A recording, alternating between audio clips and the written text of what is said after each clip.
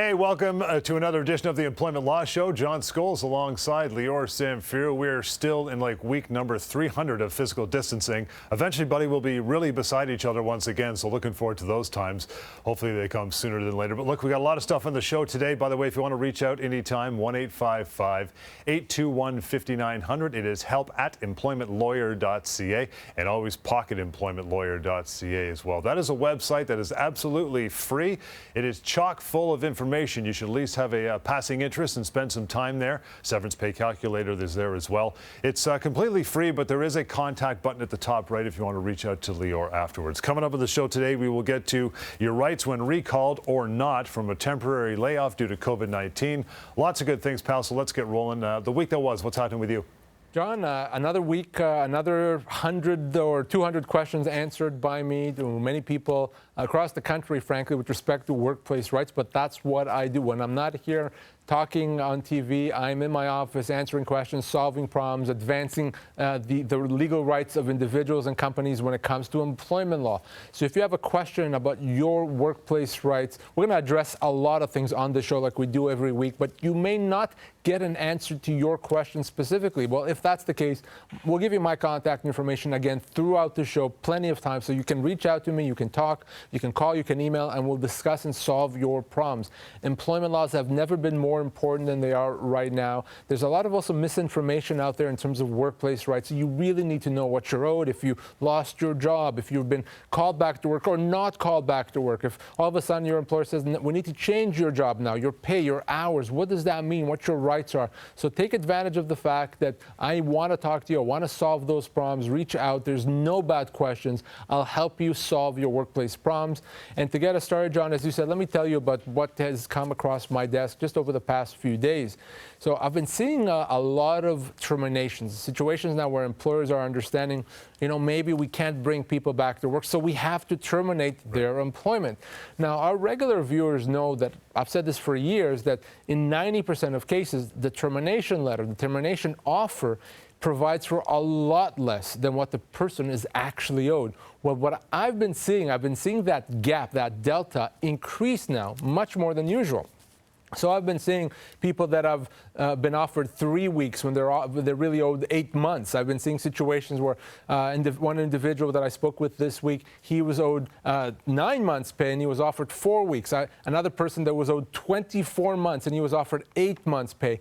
I've seen that gap increase, and maybe it's because employers don't understand what their obligations are. Maybe it's because their employers have financial difficulties, but regardless, the reality is, from a legal standpoint, that's the law speaking, not me. From a legal standpoint, your termination entitlements are the same now as they were pre-COVID. And remember, in fact, you may be owed more severance now because of the fact that it's going to take you longer to find another job. So I wanted to bring this up here just to mention to everyone that if you are now looking at a severance package, the chances of that offer being completely inadequate are even greater than usual.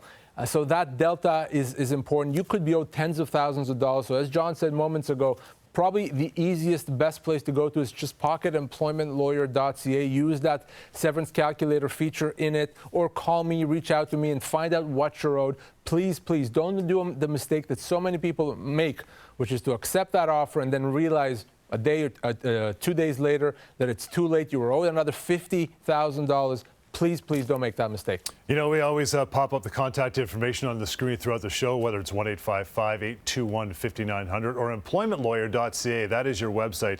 You can go there and search out radio shows, which we've been doing for about 8 years, give or take. And we play the phone calls from those shows that we get from listeners calling in for information. We play them back here and we talk about them. Phone call number 1 for today, pals, coming up right now. My company's actually shutting down. They've offered me a salary continuance for 3.5 months. Now, I was also having a bit of an issue with the company, and we were in the middle of trying to rectify some human rights issues that they never really addressed. So I don't know which way to go. How long have you worked with this company? That'd be 8 years. And what kind of a job? How old are you? I am 57, customer service. John, this is exactly what I was talking about moments ago, the idea that employers are unfortunately offering even less than usual when it comes to termination of employment. So there's obviously entitlements that this person has after 8 years. And she says that she was offered 3.5 months pay. And that's not a good offer. It's not even close. Remember, your entitlements are based on your age, your position, and the length of your employment, so that the longer you work, the older you are, and the more senior a position, the more you are owed. So let's take this information, this call that we just heard about, we got on our radio show, let's take that information and plug that into pocketemploymentlawyer.ca so that we can all see how easy it is and how it works in terms of determining how much you're actually owed. So this lady was 57 years old. She's worked there for 8 years in a customer service position. She was offered 3.5 months pay. Well, as you see on the screen, the Pocket Employment Lawyer correctly assesses her as being owed 10 months pay. That's 3 times what she's actually been offered, 10 months pay. Depending on her salary, obviously that could be tens of thousands of dollars difference. And that's the type of gap that I've been seeing. That's why it's so important. Can you imagine realizing when it's too late that you were owed another $30,000 or $40,000 and you didn't know and you signed off, and you need this money more than ever right now because it's going to take you longer to find another job. That money, that severance is your cushion, is your lifeline, really, until you're able to find another job. So Pocket Employment Lawyer is your friend. So am I. Check it out. Again, pocketemploymentlawyer.ca, very simple calculation you can do for yourself, even if it's for only interest sake on the severance pay calculator within that website. You can also reach out through email, which we'll get to right now, Lior. This one comes from Peter. Peter says, the company is restructuring due to COVID-19. My managerial job has been eliminated, and without any advance notice, they've moved my job and pay down to a supervisor position. I've worked there for 3 years since being recruited from another company. What are my rights? So this is a very common thing that I've been seeing right now, which is a change to your job. But in this case, it's a demotion. And I've been seeing this now for weeks, where employers, even if they do call employees back to work, often it's to a different job or a different pay or different hours. So let's make this very, very clear, okay? Your employer does not have a right to make significant changes to the terms of your employment. I'm talking about hours. I'm talking about location. I'm talking about your compensation, of course, your responsibilities. A significant negative change is not something your employer is allowed to do. And our regular viewers know that when we're talking about significant changes, this term constructive dismissal should come into your mind, because you have the right to treat a significant change as a termination, as a constructive dismissal, and require the company to pay you your severance. So no, it's not allowed, even if the company is doing it in good faith, even if the company is not picking on you. So if you want to know if your situation is a constructive dismissal, if the change that you're facing is a constructive dismissal, let's go to pocketemploymentlawyer.ca. Let's plug the information in that you've just read, John, into the pocketemploymentlawyer.ca website, because there's a constructive dismissal tool in there. So in this particular situation, we know that the person has worked there for 3 years. They faced a demotion. Their pay was reduced by more than 5%, and this is not something their employer has done before. Well, if we see the pocketemploymentlawyer.ca website correctly says that this type of demotion usually gives rise to a constructive dismissal, which would allow you to leave with severance, and you do have a very short period of time to pursue this, because if you don't, and you continue working, that new position is going to be accepted. That becomes your reality. So if you're facing a change in terms of employment, you really have to act on it very quickly. What if you're in the case where you like working there? You got some chums, you got some pals working there, and you want to, as we say on the radio show, take one for the team. But you're a little scared that if this becomes permanent. Can you try it for a little while? Can you give them a written note or an email saying, look, I want to help out. I'll see how this goes for a couple months, but if I don't like it, I want to go back to where I was? You can, but you have to be very careful. Right. Number one is you have to tell your employer in writing, employer, I don't know if I can accept this new change. I don't know if it's going to work for me, but I'm going to try to see how it works. So I'm telling you that I'm going to try it for the next 3 weeks and then let you know what I think. And then you can try it, but you can only try it for a period of time. A month usually would be the top in terms of how long you can try it. More than a month, you're going to be considered to have accepted it. So yeah, tell your employer in writing that's what you're doing, and keep it on a very short leash, because if you go beyond that month maximum, you're going to be considered to have accepted it. All right, we'll take a quick break here. When we come back, it's going to be your rights when recalled or not from a temporary layoff. So stick around for that. 1-855-821-5900 and employmentrights.ca is the website anytime. Stick around. You lost your job. They only gave you 2 weeks of severance per year worked. But where can you find out what you're really owed? I'm going to severancepaycalculator.com. Find out how much you're owed right now. SeverancePayCalculator.com. You've been denied long-term disability. You think you're powerless, but you have a lot more power than you think. I'll tell you a secret. It's a numbers game for the insurance company. They're betting on you walking away from money that they owe you. Don't make that mistake. We resolve disability claims all the time. We force insurers to pay what they owe. We're in your corner. Call Savan and his team, 1-855-821-5900, or go to disabilityrights.ca. You lost your job. They said they had a good reason, but you think you've been wrongfully dismissed. Now what are you going to do? I'm going to employmentlawyer.ca. Always check with the employment lawyer first at employmentlawyer.ca.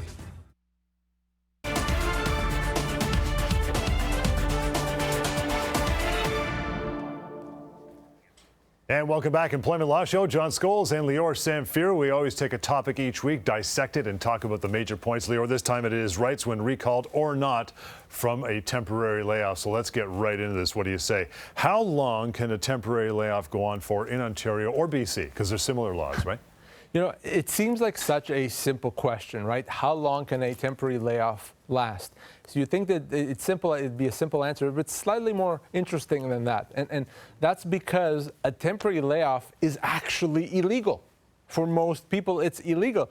So you're asking me how long can it last? When you ask that, there's almost an assumption that it could last a certain period of time because it's legal. It's actually illegal. For most people, a temporary layoff is illegal, meaning if you've been laid off temporarily, right away, you have the right, in most cases, to treat that layoff as a termination of your employment. You do not have to accept it, all right? And because of that, it's not legal, so it can't last at all. It can't exist. The only situations where a temporary layoff is, in fact, legal is if you've signed an employment agreement that gives the company the right explicitly to lay you off temporarily. Now, despite this, you may choose to accept the temporary layoff. You may say, well, I understand that I could treat that as a termination, but I don't want to do that. Instead, I'm going to accept it and stay on layoff until my employer calls me back. In that situations, there are time limits. Now, depending on where you are in BC, currently under COVID-19, it could last up to 16 weeks. In Ontario, the government has implemented some legislation that suspends the timelines, but forget about that. What you need to understand is that a temporary layoff is, in fact, a termination. So it's really up to you how long it lasts. Do you want to give it a week? Do you want to give it 3 weeks, 13 weeks, whatever it is? You can choose to treat that as a termination whenever you want. So very important to remember that. You say it's got to be part of an employment agreement to make it even, binding. Out of 100 employment agreements that you see, how many would have that sort of writing in there? Very rare, maybe out of 100, maybe 4 or 5. Wow. Okay, so it's fairly uncommon to see that. Most situations, the employment agreement does not give the right to lay off temporarily. That's why I said for most people, 95% of people, if you will, it is in fact a termination of employment, at least gives you the right to treat it as a termination. We're talking about your rights when recalled or not from a temporary layoff, a very popular topic now that we're in the COVID-19 times. And this second question is about that, really. It says, do I have to return to work if my employer calls me back? Sometimes there's like a safety issue there. They don't feel comfortable, right? I've been getting that often. My employer told me to come back to work. I don't really want to go back to work, so what do I do? So if you've chosen to accept the layoff, so you haven't treated it as a termination, and now your employer calls you back to work, if you're not going to go back to work, you have to have a very good reason. And good reasons are limited. For example, you may have a medical condition that makes it very unsafe for you to go back to work. In that case, if you get a doctor's note, yeah, you can stay off work. If you have school-age children that are now off school, off daycare, if that's the case, then you can stay at home and care for them.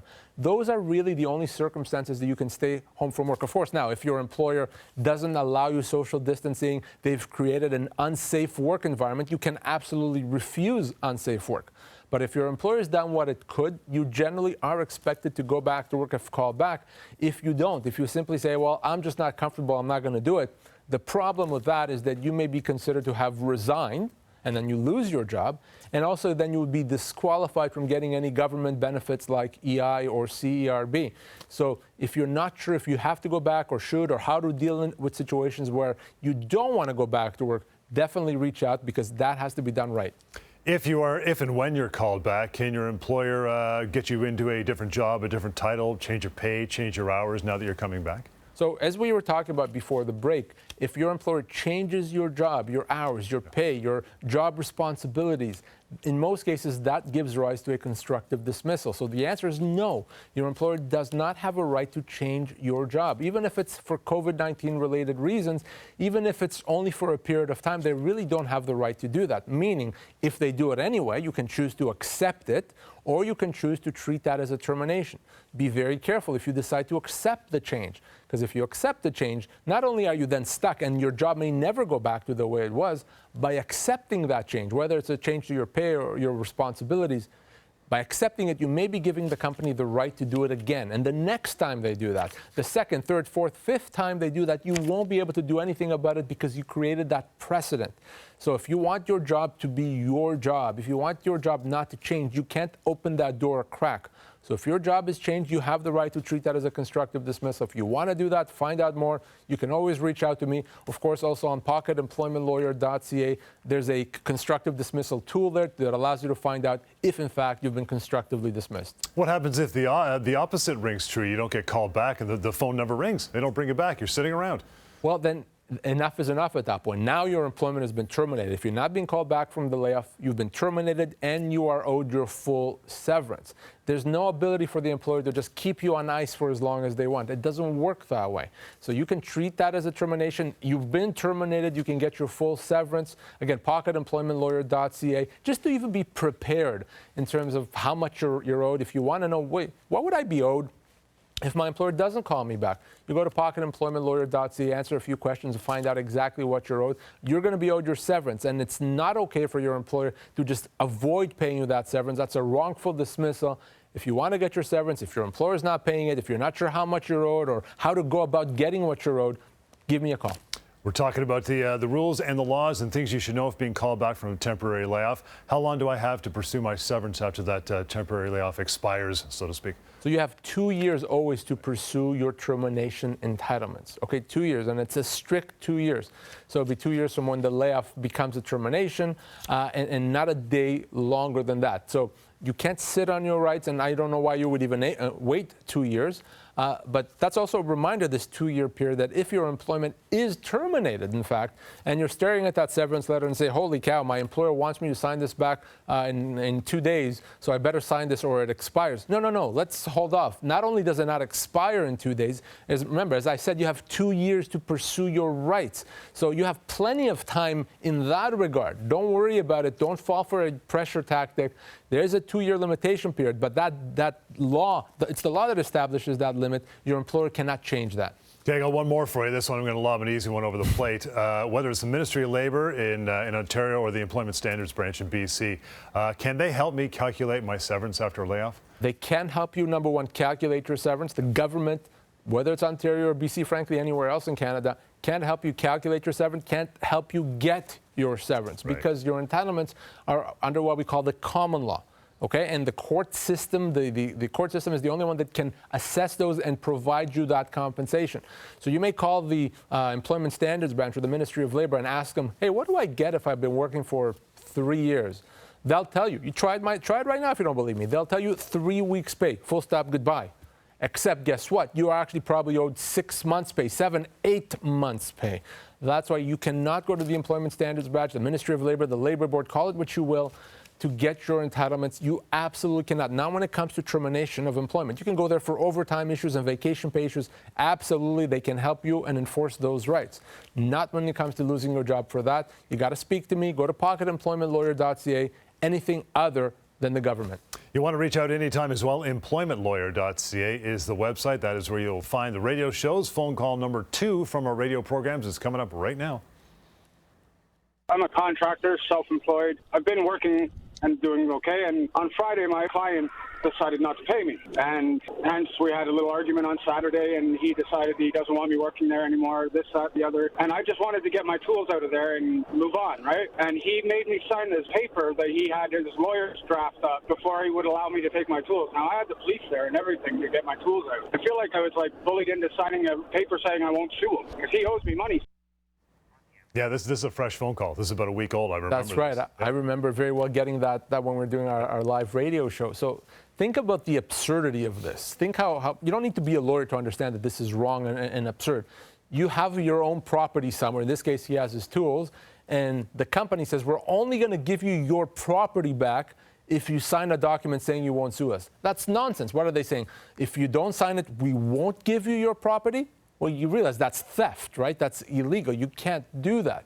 But there's an interesting matter here, other than the fact that he shouldn't have signed anything. The fact that he signed something probably doesn't matter because it was illegal to begin with. Is if he's working for the company for this time, he may well be an employee of that company, which means now he's owed severance. Apart from the tools that of course they have to give him, he actually is owed severance. It's quite likely that he has been misclassified. Our regular viewers know that we've talked about misclassification before. When someone supposedly, on paper, thinks or believes that they're a contractor when really the law determines that they're employees. Very common situation. If you have a regular job, you go to work, do your job, come home, the next day you go back and you do the same thing, the law would say you are an employee. And that's important because you're going to be owed vacation pay and overtime pay and statutory holiday pay and also severance if you are let go. So if you're not sure, by the way, we talked about pocketemploymentlawyer.ca. There's a tool there that allows you to find out if you're an employee or an independent contractor. Use it, take advantage of it, or if you're not sure, just reach out to me. All right, guys, coming up here, termination rights for part-time employees. We will get to that in just a bit after a short break. You want to reach out in the meantime, 1-855-821-5900 and employmentlawyer.ca. That's all coming up. You were being harassed, and when you said something about it, you're the one who lost your job. Now what are you going to do? I'm going to employmentlawyer.ca. Always check with the employment lawyer first at employmentlawyer.ca. Insurance companies deny long-term disability claims all the time. They give lots of excuses. Don't give up. I've seen it all. They've ignored your doctors, they've ignored you. You're angry and you're frustrated. But there's hope. We resolve disability claims all the time. We force insurers to pay what they owe. We're in your corner. Call Savan and his team, 1-855-821-5900, or go to disabilityrights.ca. You thought you had a secure job. You didn't see it coming. Now what do? I'm going to employmentlawyer.ca. Always check with the employment lawyer first at employmentlawyer.ca.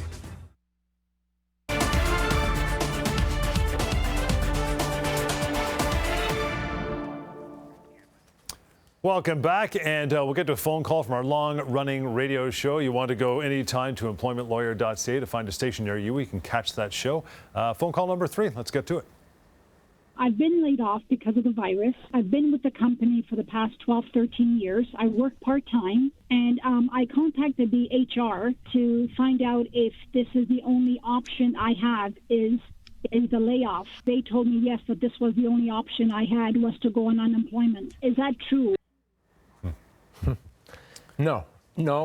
It's not true at all. If you've been laid off, I've said this before, your other option, other than, of course, accepting it and going on EI, etc., is to get your severance, is to treat that layoff as a termination of employment. Now, that is a personal decision. Some people may think that's a very good option for them. Some people may think it's not a good option. But that is your right. That is your option. And one of the reasons at least you want to consider this is the fact that if the company goes out of business 6 months down the road and you decided to wait, well, then you're not going to get paid. The other reason is you may not be able to live off EI. It may not be enough money to pay your mortgage, to pay your bills, to pay for everything you need to pay in life. In that case, you need more compensation. Well, that severance is that compensation. So you do have the option, if you've been laid off, to get that severance, to treat your employment as terminated. Now, just kind of for fun, in this particular case, the call that we just heard, let's plug this person's information into pocketemploymentlawyer.ca and see how much she's owed. All right? So we know that she's been there for 12 years. I picked an age. Let's say she's 62 years old. Of course, she was offered nothing because her employer told her, no, that's not an option. You can only go on EI. Well, you can see on the screen the other options that she has is to get severance, and the amount of severance, as you see, is somewhere between 18 to 20 months' pay. So to say to her when, no, you don't have any options, where, yes, she has an option to get as much as 20 months' pay, that's wrong. That's not correct at all. You have the same option as well. If you've been laid off temporarily, it's an option. You don't have to do it. There's no law says you must treat that as a termination, but it's always good to have options, and that is one of the ones you have to treat that layoff as a termination. Do you imagine she never made that phone call? It goes from 0 to a year and a half pay. And that's exactly why we do this show, John. That's exactly why we do TV and radio, because so many people don't understand what their entitlements are. It is confusing. I get it. Yep. But if you hear it here, you know now how it is. You know the truth. You know what the law is. And that's information you can use. Another place you can go anytime, terminationquestions.com. Lay your questions in there. They will get answered by Lior or a member of the crew. For today, we got Yvonne. Yvonne says, guys, I understand that employees in a federally regulated workplace don't have the same rights to severance pay as a provincially regulated workers. Is that true? Just as you were reading this question, I started smirking because it's a question that I get often. It's another one of those misconceptions. You know, reason 1045 as to why we do the show. The misconception being that if you're federally regulated, you have different entitlements when it comes to your severance. So let's be very clear on that. Federally regulated employees, so for example, those that work for banks, those work for airlines or railways or radio and TV, those employees are regulated federally. But when it comes to your full termination entitlements, we call those also your common law termination entitlements, they are the same, exactly the same as if you were provincially regulated. It does not matter. So when we talk here about your age, position, and the length of employment being the factors that determine how much severance you're owed, the same applies to you if you're federally regulated. So yes, you bank employees out there, if you lose your job, yes, you have the same severance entitlements. You can go to pocketemploymentlawyer.ca to find out how much you're owed. Don't believe anyone that says otherwise. It's exactly the same severance. So what's the differentiation between the federally and provincially? Why should that even be part of the vernacular? Well, the reality is it probably shouldn't be. In reality, your minimum entitlements may be different if you're federally or provincially regulated, but it doesn't matter because your full entitlements, what you're actually owed, the full amount that you're owed is the same whether you're provincially or federally. So that distinction really should not matter when we think about termination and severance. I want to get to one quickly here. We've got about a minute for this one. This is from Smith writes in, says, our entire team will be working from home for at least the next few months in order to keep an eye on our work habits. Our employer wants us to use software that will track our work habits on our home computer. Thank you, Mr. Orwell.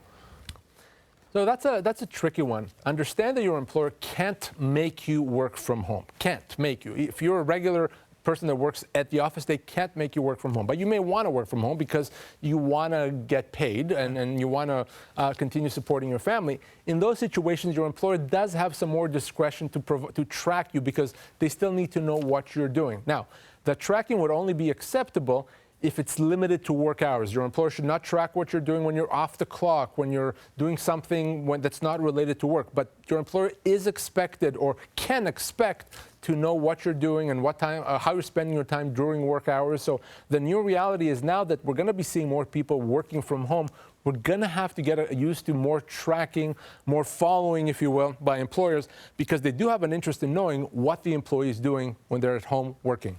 We're just about to wrap for the day. Hope you found all this very interesting and want to reach out now. You've probably got a million questions. Bring it on, 1-855-821-5900. Lior used it and referenced it several times in the show, as we do every week. That is pocketemploymentlawyer.ca. Completely free website. It's absolutely anonymous. A ton of information there, but there is a contact button on there if you want to reach out further. Email always works, help@employmentlawyer.ca, and employmentlawyer.ca is the website. That is where we pull the calls from our radio show, which you can tune into as well. We're all over the place, can't miss us. We'll see you again next time in the Employment Law Show.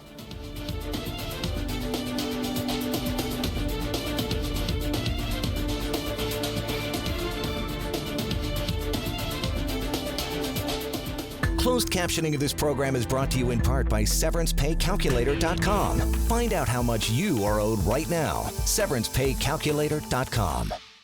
You lost your job. They only gave you 2 weeks of severance per year worked. But where can you find out what you're really owed? I'm going to SeverancePayCalculator.com. Find out how much you're owed right now. SeverancePayCalculator.com.